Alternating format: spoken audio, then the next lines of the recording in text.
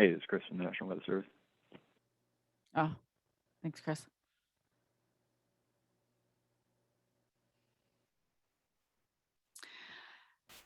Good afternoon, everyone. Thank you for joining us today for this Lunch with Mia, the Maryland Insurance Administration. This afternoon, we have two guests joining us today to talk to you about winter weather.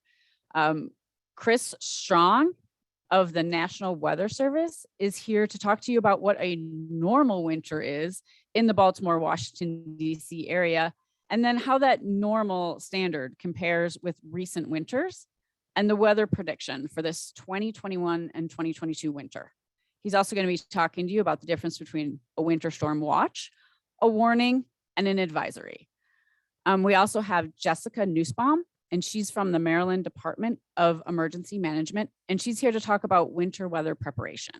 So that's going to be tips on what to do if the power goes out in the cold, tools and supplies that you're going to want to put in your winter supply kit, and she's going to give us some winter driving tips. Please leave your phones and your computers on mute for this event. If you have questions for either of the speakers while they're talking, please utilize the chat box to ask those questions, and you're encouraged to do so if you have questions. I will be back at the end for the Q&A session with the speakers. Thank you all so much again for being here, and welcome Chris Strong of the National Weather Service. Hello, it's Chris Strong, and I'm actually having an interesting tech glitch with Zoom that I've never had before. Are you able to drive my slides for me while I talk to them? Yes, I can. Fabulous, thank you. All right, so good afternoon, everybody. And just like was advertised there, let's get into it. If you go to the next slide, the outline slide, we'll talk a little bit about what normal is and how that's shifted a little bit over the years. We'll talk about what we've seen in recent winters, this winter's outlook, and certainly the tools that'll be available for everyone in Maryland going through the upcoming winter. So going to the next slide, every 10 years, we look back at what the past 30 years have given us to come up with what is normal, what is average for whatever it is, snowfall, temperature, everything weather is based on the past 30 years of normals. So we have, for the past decade, used the 1980s, the 1990s, and the 2000s to determine that. But as of just now, we're now dropping off the 1980s, and we're going with the 1990s, the 2000s, and the 2010s.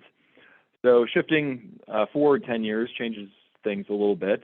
And if you go to the next slide past the animation, it shows, just for example, at BWI for one. I know it certainly doesn't represent the whole state, but just kind of gives an indication of how things are shaping up as we go through the standard average winter for the 1991 through 2020 stats. And generally, everything's slightly warmer. January's our coldest month, and January and February are our snowiest months for most parts of the state. Snowfall is down a little bit for just about every month, and in total, except for March, and that's a little bit more of a testament in March to how erratic March is more than anything else. A lot of Marches we don't get any snow, and then certainly there are Marches where we get big winter storms. So it's probably our most erratic of all winter months. But at BWI, the average, 30-year average is 19.3 inches of snow now, which is down a little bit less than an inch. And it varies depending on where you are in the state, but the general pattern holds true depending on, no matter where you are in the state, that things are a little bit warmer, snowfall's a little bit less. Taking a look at how we've shaped up the past three winters, last winter was a little bit closer to normal. It did end early, and that March was very warm. But December, January, and February were closer to the normal value versus 2 winters ago. People may remember that we had a very mild winter with not a lot of winter shots. And every month, especially January, February, March, were well above normal in terms of temperatures. Taking a look at Baltimore's annual winter snowfall, and again, this varies depending on where you are within the state, but it's a good center point to represent a good average for the state. Last winter, 10.9 inches of snow, which was closer to the normal. But you can see how erratic the snowfall is here in the Mid-Atlantic. And that's true for anywhere in the state. We have winters where we have nothing or next to nothing, and then we still have very substantial winters where you can measure snow in feet instead of in inches. Click ahead to one more slide where it changes the headline to erratic snowfall, seasonal snow becoming more erratic. And one of the things that we found looking back at the history of snowfall, and then if you click a few enters, you can see that from 1900 to 1950, about 16% of the winters had single-digit snowfall years at Baltimore. And that was about true for 1950 through 2000, still about the same. 1 in 6 or so winters had single-digit snowfall winters. But just over the past 20 winters, that's jumped up to 38% of winters are single-digit snowfall winters with not a lot of snow. However, those big snowfall winters, like people probably remember from 2009, 2010, where we had 3 big blizzards in one winter and had our record snowfall ever, or even just as recently as January 2016, we had a big winter storm blizzard affect the area. We still get those winters.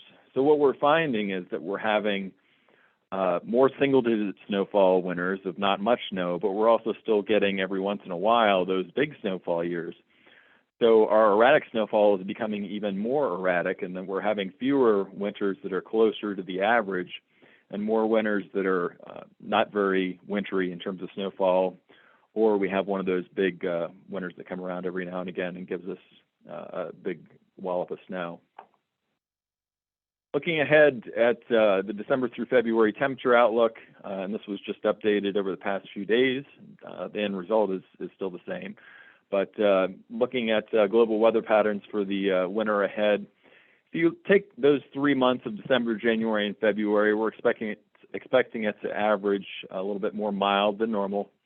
And then clicking one ahead for precipitation outlook, we're kind of in the middle. There's not a strong slant for more or less precipitation, but what you can see is that a more dominant storm track is expected through the Midwest and through the Great Lakes states.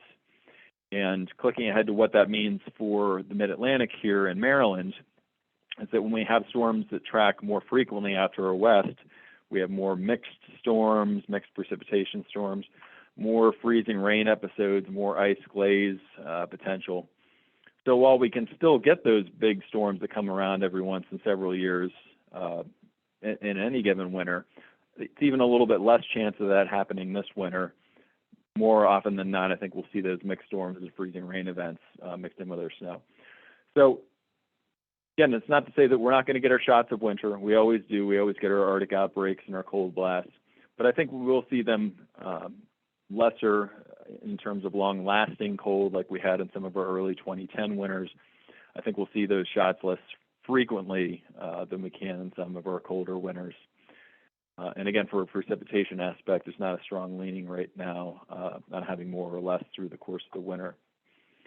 What we can tell you going ahead is that there's going to be a lot of information that we've developed in concert with the state to help everybody with their decision-making going through winter so we can take the edge off these storms. We're not going to stop them from coming, but certainly we can mitigate what they do to Maryland.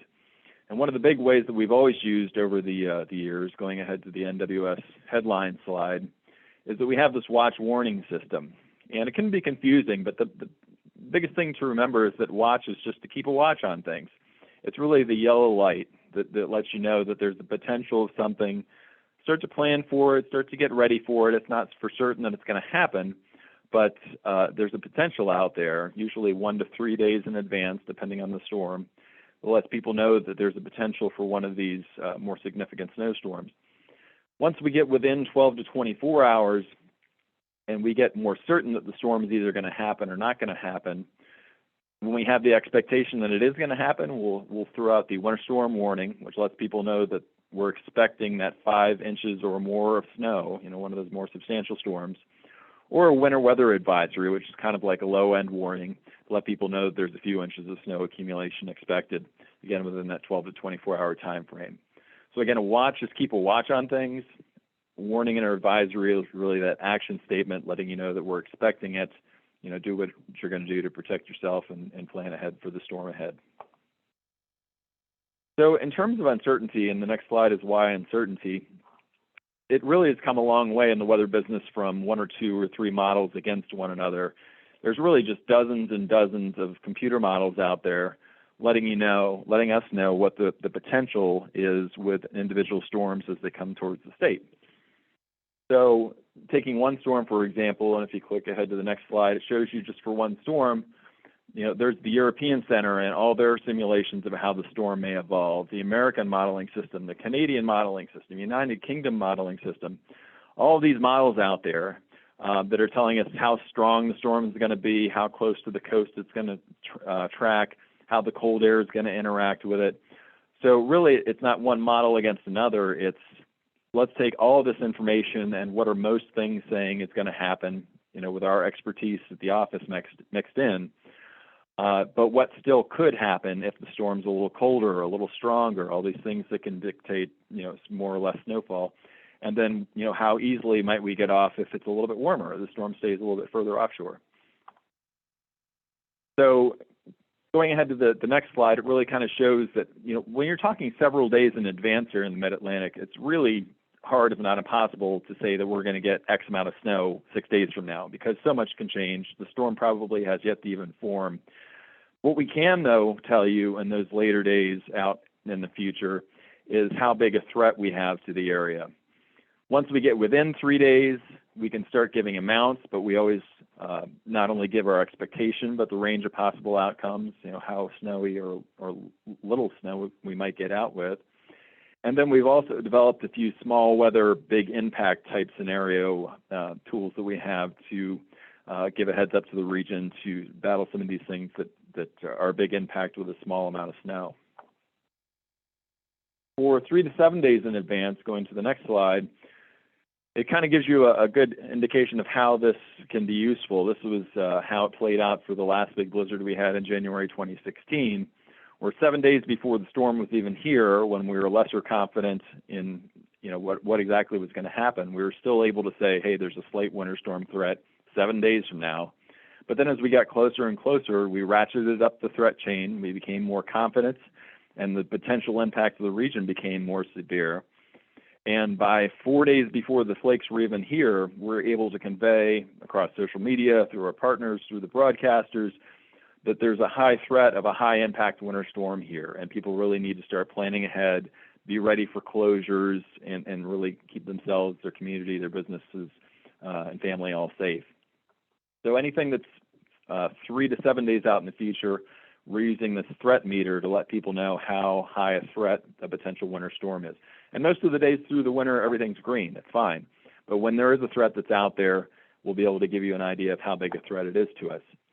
The next slide is within 3 days, we're giving the big map, which is what we've given for decades now. It's just the forecaster's expectation of how much snow we expect to get at this point in time. And it's a living document that's constantly being adjusted given the latest information we're getting into the forecast office here at the National Weather Service. But that is, you call the office right now and talk to the forecaster, that's how much snow we expect that we're going to get. However, when we're giving this information now, and for the past 5 or 7 years now, we're also giving the range of possibilities, giving all that modeling that's out there. What are some of the models still saying we might get on the high end? And what are some models, and what are just about every model saying that we're going to get at least as much snow? So the good way to look at these 3 graphics together is that we're almost certainly going to see as much snow as on the bottom right, that low end potential, because it's just about everything saying we're going to get at least that much. The expectation is the big graphic, but it could potentially get as high as the upper right graphic, that upper goalpost.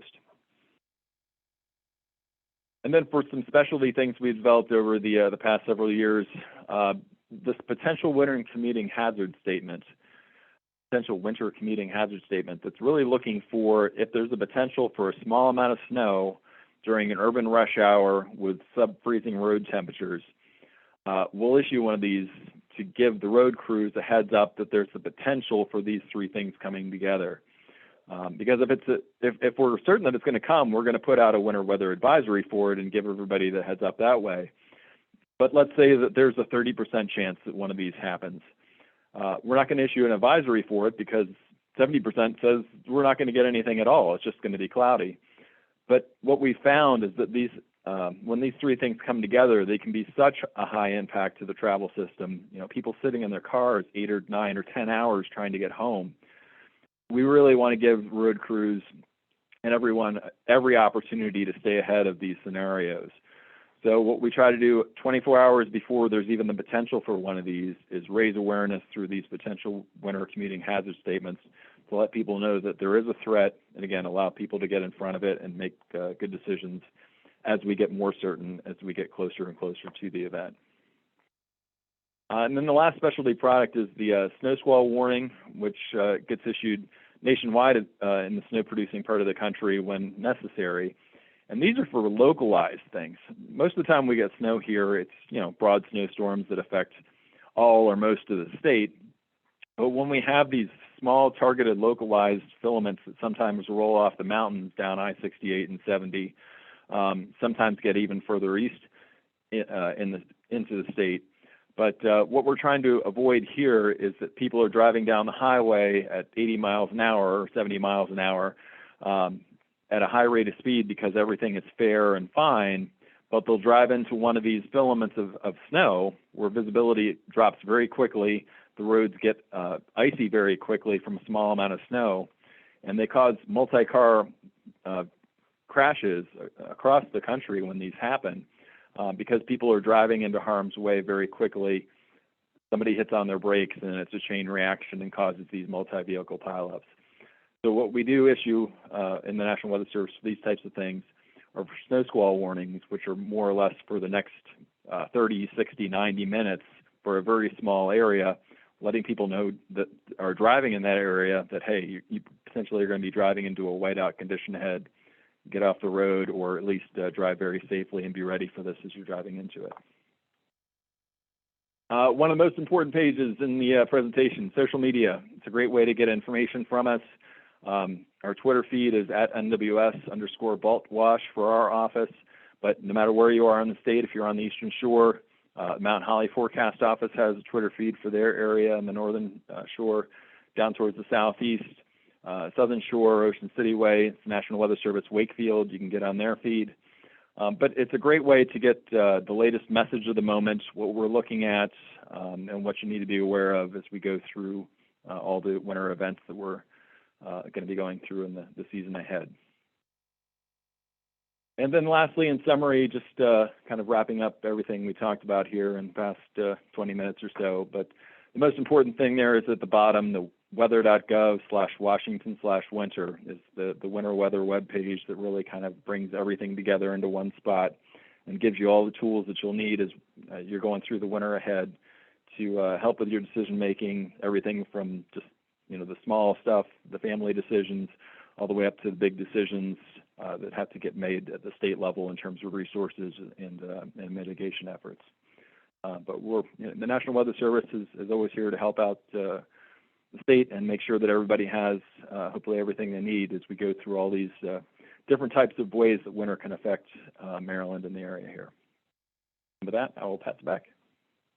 Thanks for overcoming my tech glitch here at the end. Thanks so much, Chris. Next up, we have Jessica Nussbaum from the Maryland Department of Emergency Management.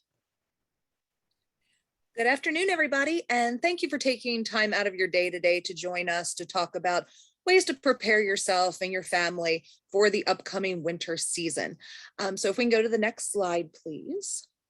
The one thing throughout a lot of the presentations that I give, regardless of the time of year or what hazard we're really talking about, one thing that I like to get across to folks is there are some things that you can do to prepare your household for whatever the hazard may be. So I don't want folks to think that, you know, they have to go out and they have to buy a lot of specialized items just for winter or just for hurricane season, because a lot of what you purchase can be used just across the board. And not just things that you purchase, but things that you do to prepare, like creating your family communication plan, knowing where you're going to meet up if you get separated and have to do something like evacuate, or if you can't get back to your home, where you can meet up to come up with your next steps. Creating your emergency supply kit, which we're going to talk about a little bit later in this presentation. Listening for alerts, definitely important when we have weather-related issues going on. And like Chris said, things can change from a week out to a few days before an event. So making sure that you're listening to those changing conditions is very important. Keeping your vehicle fueled, we're going to talk about that a little bit, and making sure that your phone and your other electronics are charged in case of power outages, just things that you can do ahead of time in advance of any kind of weather type event to be a little bit more prepared. Next slide. So when we're talking about winter storms, there are a couple primary concerns that we really focus on when trying to come up with ways to be better prepared. The largest would be that potential loss of power, heat, telephone service.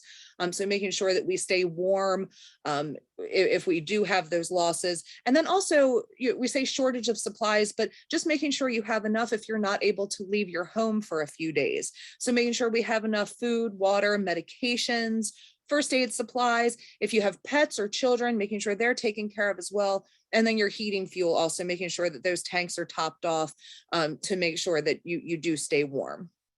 Next slide. So if the power does go out, first we want to talk a little bit about food preservation, because that's always something that people are interested in. If your power's out for several hours, is the food inside of your refrigerator and your freezer still going to be safe to consume once that power comes back on?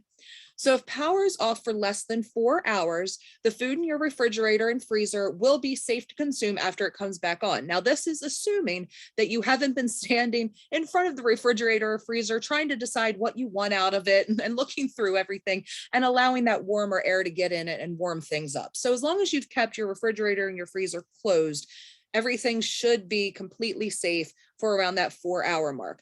Now then, talking about the freezer, if it's at least half full and you haven't had that door hanging open, everything should be okay for about 24 hours. If it's completely full, so there hasn't been space for air to move around and start to warm things up, everything should be okay for about 48 hours. So that's general guidance. If you look at your food after the power comes back on and you can see visibly that things have melted, things have changed color, definitely use your own discretion, but that's just a little bit of a guideline that you can use. Then with water, purification systems might not be working if the power's out. So make sure that you're listening, to local alerts. If you have a boil order in place, a lot of jurisdictions send those out so that folks know that it's not safe to consume the water unless it's boiled. To be on the safe side, you might want to consider using bottled water during that time. But again, you can definitely boil it, or if you have another treatment method, you can use that to make sure that you're consuming only safe water. Make sure you're monitoring your body temperatures in extreme cold. A lot of times places will open up warming centers. This could be community centers, government buildings, libraries, malls, even different stores. You can go just to stay warm when you might not have power in your home. Now, again, this is assuming that roads are passable and you can get to these places. But if it's just a power outage, when it's cold outside, you can definitely check into some of those warming centers or other public buildings. And having access to flashlights with extra batteries. You can definitely use, lanterns or candles, things like that, but you want to be safe with those. If you have battery powered options, those are a lot of times a more desirable thing to use, because if it gets knocked over, that's not going to cause the same problems that an open flame would. Next slide, please. So then looking at food for your winter supply kit, and this is kind of across the board, not just for winter, but those supplies that you want to keep on hand, in case there's any kind of issue that you can't leave your house, you need to remain sheltered in place for a little while. So having at least a 3-day supply of non-perishable foods. And over the years, there have been so many more options that have been made available for these things. You have, your different protein bars, you have the different meals, kind of like MREs, but things like people get a lot of times for camping or backpacking that are more substantial. Then you have just your regular canned goods, canned vegetables, meats, fruits, peanut butter and jelly, trail mix. So all of those things are really good non-perishable options that you can have on hand. Make sure that you check the dates on those, And as they're getting close to their expiration dates, that you're just kind of cycling them in with your regular foods and purchasing new ones to replace them. And make sure that if you have family members that have any kind of dietary restrictions, any kind of allergies, things like that, that you're taking them into consideration as well. And you do have food options in your supply kit for them. Next slide. And then water. So we talked about, sometimes it might not be safe to consume the water that comes out of your tap. So having just pre-filled gallons or even larger or smaller, there's pre-filled bottles is definitely a good idea to have on hand. You can rinse out other bottles like soft drink bottles or juice bottles. If you do decide to do that, one, make sure that you clean them out properly, that you really get into all of the nooks and crannies of those bottles, especially bottles like juice bottles can sometimes have the more intricate designs in the plastic. And if any juice gets trapped up in there, when you put your water in, that can break down and just create an issue with the water and cause it to go bad a lot quicker. And also make sure that if you do refill your own bottles, that you're emptying it out periodically and putting fresh water in. But a lot of times it's advised that you just go ahead and purchase the sealed bottles that are safe, that don't have any other, any kind of proteins that can break down into them. And also make sure that you check the expiration dates on water. A lot of people don't realize that there is an expiration date, and that's more so because of the plastic that the water is kept in versus the water itself. So same thing as with your food. When you see that the water is starting to get close to that date, just go ahead and use it, with your everyday usage and purchase new for your emergency supply kit. Next slide. Then other tools and supplies you want to consider having on hand. Some of these are specific for your winter preparedness, but others, again, you could have in that emergency supply kit at all times. Paper cups, plates, and plastic utensils, something that's handy to have in case your water isn't operating properly, so you can just use those and toss them out. A battery operated radio with extra batteries, or if you use a solar or a hand crank radio, that's fine too, just something that doesn't rely on electricity. Same thing with that flashlight and extra batteries or a solar or hand crank. A non-electric can opener is very important for those non-perishable canned goods, especially if you don't have ones that have the pop tops. So important to have that. Cash is something that is definitely important to have at all times in your emergency supply kit, just a small supply in case credit card and debit card readers would be down, so that you can buy your basic necessities or a night at a hotel if you would have to, things like that. And then we're getting into some of the more specific to winter preparedness. So some extra blankets, those hand and foot warmers that you can kind of, open up and shake and they get warm. So in case your power might be out, that can help keep your extremities a little bit warmer. An extra shovel and ice melt.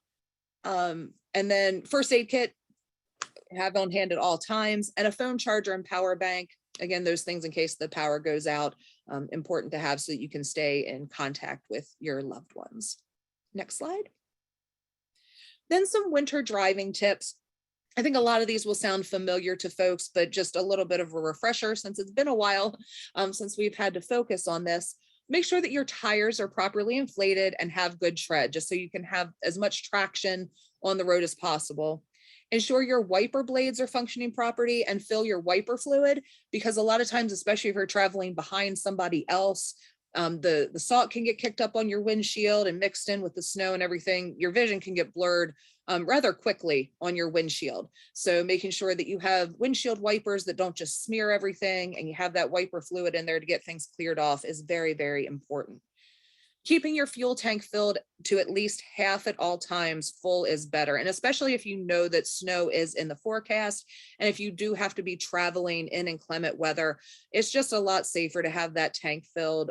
Like Chris showed in his slides, those commuting issues, when these storms come through, people can get stuck just sitting in traffic for hours and hours at a time. And the last thing that you want to have happen is that you run out of gas while you're out there. So just really important at all times to have sufficient amounts of fuel, but especially during the winter when your car might have to be running longer than anticipated, make sure you keep an eye on that fuel gauge. Don't use cruise control on slick surfaces. You want to make sure that you have, complete control of the vehicle at all times. So avoid using that. Don't heat your vehicle in an enclosed area. Obviously, this is for your breathing, so that fumes don't build up. So just make sure that there is ventilation in whatever area that you're using, or that you're doing it outside in a well ventilated area. Accelerate, decelerate, and drive slowly and increase following distance. This is incredibly important because obviously if roads are slick, it's going to take longer to both speed up and slow down. And it is so critical to just take your time. I know that so many times we're in a hurry to get to where we want to go, especially if the weather's bad. We don't want it to get worse while we're out. We want to get home and we want to be safe. But one way to do that is to drive slowly and drive carefully and respect the other drivers that are on the road. So don't tailgate and just increase your following distance even more than you would on a normal sunny day. Only go out if necessary in bad weather. This is obviously going to be the safest thing that you can do. If you don't have to be out, if you can put things off until the roads clear up a little bit, until the weather gets better, that definitely is the better option. But again, if you do absolutely have to go out, make sure that you're driving safely. This is another very important one. Please make sure that you're removing all ice and snow from your vehicle and even the top. And I know that some of us have very tall vehicles that it's difficult to reach the top of some of the SUVs and trucks and vans that are out there now.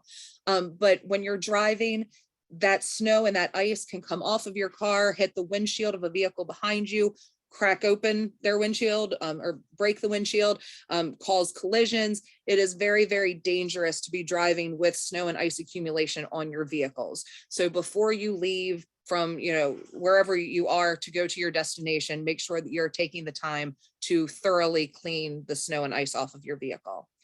And respect snowplows, give them space on the road. Again, we don't want to be driving quickly around snowplows. Yes, they're moving slow. They're clearing the roads for us so that we can be safe. We have to give them space, not crowd them, and just make sure that they have ample time and space to clear the roads so that we can all be driving on them safely. Next slide.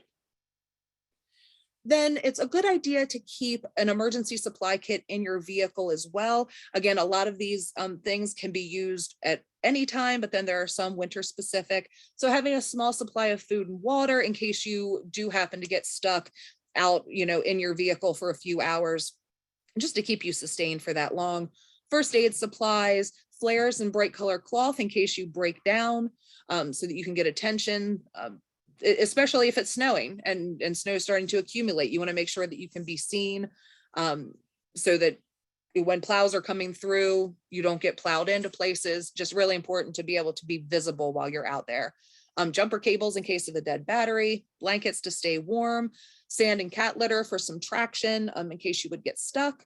An ice scraper, obviously, definitely a need during the winter weather. Extra hats, gloves, scarves, socks, anything that can keep you warm, especially if you have to be in your car for an extended period of time.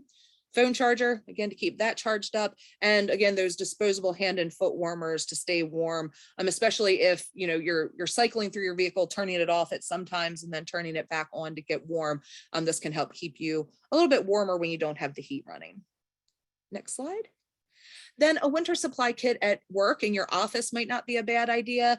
Again, just in case bad weather comes that you weren't expecting. Just things like some food and water in case you would have to stay there a longer period of time. Comfortable, safe shoes that you can wear to get out of your office if it is snowy or icy. A change of clothing, making sure it's something warm. And then extra winter weather gear like hats and gloves and scarves. We talked about your car kit just a couple minutes ago. So if you have those items in there, that's great. But thinking about folks that might use public transportation, having these things in your office will save you having to drag them to and from the office every day. Next slide. Then pet safety. We want to make sure all of our pets are kept safe also. Providing them with a warm place to sleep in the house, away from drafty areas, up off of floors, things like that. So blankets, pet beds. My pet likes to sleep in bed or on the couch or on the chair. So just somewhere that they're going to be staying warm is important.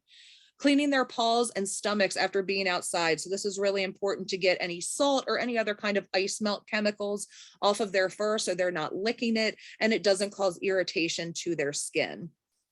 Towel dry them as soon as they come inside to get that excess water off of them.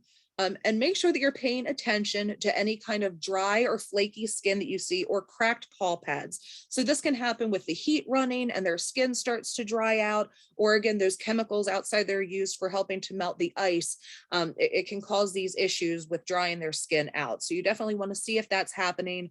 And either if you have something on hand that's specifically for your pets, you can use that, or talk to your veterinarian to see what would be most appropriate for you to use. Never leave your pets alone in a cold vehicle or outside without warm shelter. And if you look online, there is some guidance that if you have animals that do have to remain outside, there is no option to bring in. There are lots of tips and tricks for making sure that those areas are warm enough for them. So it's something that you can definitely just do a little bit of research on and see what is the safest way to have a pet outside. But if any way possible, make sure that you're bringing them inside to the warmest shelter possible.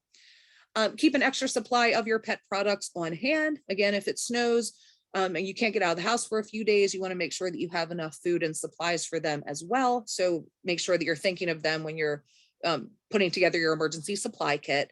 And then consider using non-toxic antifreeze. And anytime you would have a spill, make sure that you're cleaning it up. From what I've read, apparently antifreeze is attractive to animals and they will lick it. It's not something that would repel them. So if a non-toxic option is something that you're able to use, that is definitely the safest. But if you would happen to see that there are any kind of antifreeze leaks or spills in your driveway or out on the road, just make sure that you're cleaning that up as you see it. Next slide, please. So just a little bit of a plug for Maryland Ready. This is our new installable web app. So if you go to that website, either on your mobile device or on your computer, it will give you the option to either save it to your desktop of your computer or save it as what will look like an app on your cell phone. And this does replace our former Maryland Prepares app. So if any of you have that on your phone, it's still usable, but it is no longer updated. So for the most up-to-date information, alerts, preparedness information, things like that, all of the most up-to-date information will be on this MD Ready site. Again, once you save it either to your desktop or as an app on your phone, you won't have to go to that website again. You can just click directly on it and it will take you to all of the information that's available on that app. So the web address is right there for you. Also, if you follow any of our social media channels, we've been promoting it on there. So you can also find the link on our Twitter and Facebook pages. Next slide. So that's pretty much all I have for today. I included a couple links there for you. www.mdem.maryland.gov is the Maryland Department of Emergency Management page. You might recognize us as MEMA instead of MDEM. We did recently have a name change, but now that current information, everything that you see moving forward will be MDEM. Then also www.fema.gov is FEMA's website, the Federal Emergency Management Agency, and ready.gov is FEMA's preparedness information. So there's an Are You Ready guide that you can access. If you just go to ready.gov, you can look through all of the different types of hazards and how to prepare yourselves and your family for that, what to do before, during, and after an event. It's really a lot of good information that can be found on ready.gov. So that's a great resource. And next slide. And then this is just my information, my email address and phone number. I do preparedness presentations for all different kinds of hazards to community groups, civic organizations, faith-based organizations, either myself, one of my colleagues, or we also work with the local departments of emergency management in all of the jurisdictions around Maryland. So if you know a group of folks that would benefit from having one of us either do an in-person or a virtual presentation, we can definitely work with you on that. You can just shoot me an email or give me a call and we can get that set up.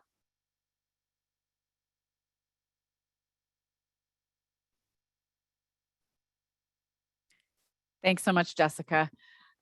So this time right now is set aside for a Q&A session, but it doesn't look like any questions came through on the chat. I will give you a few more seconds if anyone has a question that they want to ask. Otherwise, I just want to say thanks to Chris and Jessica for all this great and useful information. And on Thursday, so on Thursday, December 2nd, we're going to have another lunch with Mia. Do you know your flood risk? It's going to be about your flood risk. And that's going to be with Kevin Wagner from the Maryland Department of the Environment. So just FYI, back here again at 12 o'clock on Thursday, December 2nd for another lunch with Mia, if that's interesting to you. It does look like a question came in. And this looks like it's for Jessica. Do you have any recommendations on low income families creating emergency kits? That is an excellent question. And that's actually something that we've had a lot of discussions about, and it remains an issue that doesn't have a good and quick answer to it. Obviously, shopping at places like the dollar store, Dollar Tree, those kind of places, they've definitely upped their game when it comes to emergency preparedness. And I remember, I think it was a couple years ago, they actually advertised in their windows about, the supplies that they have. So getting things like your flashlights, your batteries, even canned food items and other non-perishables, they do have at places like that. And doing it kind of slow and steady. So not feeling that need to go out and purchase everything all at once. I'm just adding a couple items in with your regular shopping. So a couple extra canned goods each time you go out to the grocery store. And then eventually that does add up. So doing things like that, if ever, there are extra items available, if people have access to soup kitchens and food pantries, just holding some of those non-perishable items that they can get through donations, that can be helpful. But it is definitely something that we've tried brainstorming different solutions to, and unfortunately are often met with not great answers. But that would definitely be a good start, in my opinion. Hey, Shelley, this is Jim Krempel from Anne Arundel County. One of the other things we recommend, in addition to what Jessica said, is for families to go together. Either two family groups work together, or two friends work together, or two neighbors work together, share the expenses and share the emergency kit. And that way, when they have an emergency, they can also shelter together. And we always say that two heads are better than one. So that's another way to split the costs. Thanks a lot, Jim. Thanks for that comment. Thanks, Jessica, as well. And thanks, Shelley, for asking the question. Yeah, they're good ideas. We have a survey for today's event, which is over in the chat. If you could complete the survey, it is greatly appreciated. It gives us a lot of important feedback for these events in the future.